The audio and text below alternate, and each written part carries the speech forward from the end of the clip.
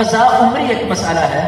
بعض لوگ سمجھتے ہیں کہ قضاء عمری جو شخص پہلی عمر میں نماز نہیں پڑھ سکا، جس دن اس نے شروع کیا تو پچھلے سالوں کو دیکھ لے، جتنے سال کی رہتی اتنے سال ہر نماز کے ساتھ ایک ایک نماز پڑھے.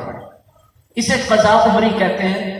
قضاء عمری کا نام کسی حدیث کی کتاب میں نہیں، کسی محدث کی کتاب میں نہیں، کسی بھی چیپٹر کے اندر یہ موجود نہیں ہے. یہ لوگوں نے خود سے ایک نماز بنائی ہے قضاء عمری، کہ ہر نماز کے ساتھ روزانہ ایک نماز اضافی پڑھنی، فجر کے ساتھ ایک اور فجر، ظہر کے ساتھ ایک اور ظہر، عصر کے ساتھ ایک اور عصر، مغرب کے ساتھ ایک اور مغرب، عشاء کے ساتھ ایک اور عشاء. جتنے سال کی رہتی اتنے سال پڑھتے رہو تو اتنی نمازیں ہو جائیں گی. میرے بھائیوں اور دوستوں، پھر توبہ کا کیا فائدہ؟ توبہ کے ساتھ تو اللہ کہتے ہیں میں گناہ جو ہوا ہے معاف کر دیتا ہوں. بے نمازی کا جو گناہ تھا نا، بہت بڑا گناہ تھا، نماز چھوڑ دو. توبہ سچے دل سے، وہ کتنا مہربان ہے. جب بندہ سچا دل لے کے آتا ہے اور معافی مانگتا ہے تو وہ پھر اس کو یہ نہیں کہتا ادا کرتا جو تم نے چھوڑا نا میرا حق.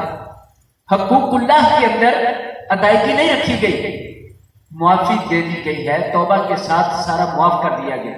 لیکن حقوق العباد کے اندر توبہ اس وقت تک مکمل نہیں ہوتی جب تک بندے کا حق بھی نہ دیا جائے. ایک بندہ کسی کے مکان پر قبضہ کرے، بعد میں اللہ سے توبہ، اللہ معاف کر دے، اللہ معاف کر دے، تو یہ اللہ سے کیوں معافی مانگ رہا؟ حق تو مارا اس نے ایک بندے پر. بندوں کے حق اللہ معاف نہیں فرماتا، بندے کا حق بندہ معاف کرتا ہے. اب جس کا گھر چھینا اسے کہ اچھا چل معاف کر دو، تو معافی تو تب دینا آپ اس کی چیز واپس کرو. جب تک چیز واپس نہیں کرنی اس وقت تک وہ کس طرح کی معافی ہے؟ وہ فضول اور بیکار قسم کی معافی اور اپنے آپ کو دھوکہ اور آخرت کی خرابی ہے. اگر وہ اپنی آخرت کے لیے سنجیدہ ہے تو اسے یاد رکھنا چاہیے یہ توبہ کا طریقہ تب پورا ہوگا جب حق ادا ہوگا. حق ادا کرنے کی طاقت نہیں اسے حق معاف کروائے پہ. اگر وہ راضی خوشی حق معاف کر دے تو ہو سکتا ہے پھر اللہ تعالیٰ معاف فرما دے.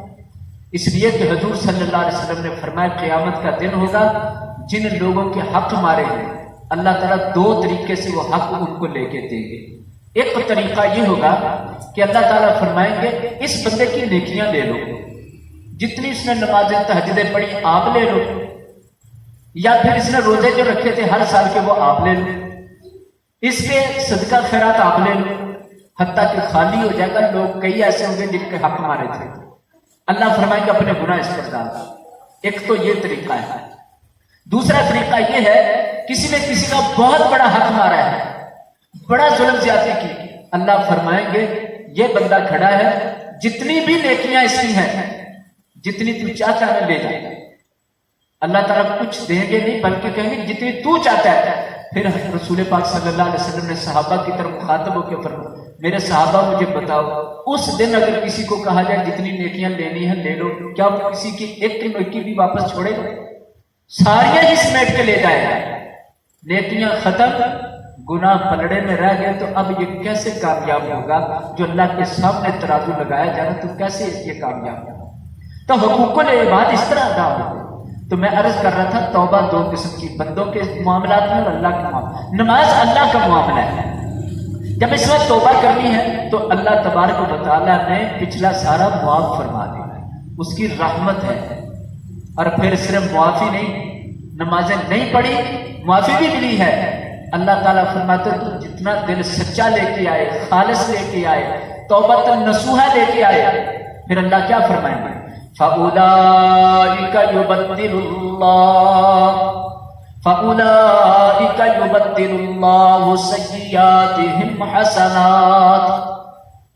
اے دنیا میں بسنے والوں جو بھی توبہ کر کے آئے اللہ تعالیٰ اس کے گناہوں کو نیکیوں میں بدل کے عطا فرمائے گا. یہ اللہ کا کرم ہے.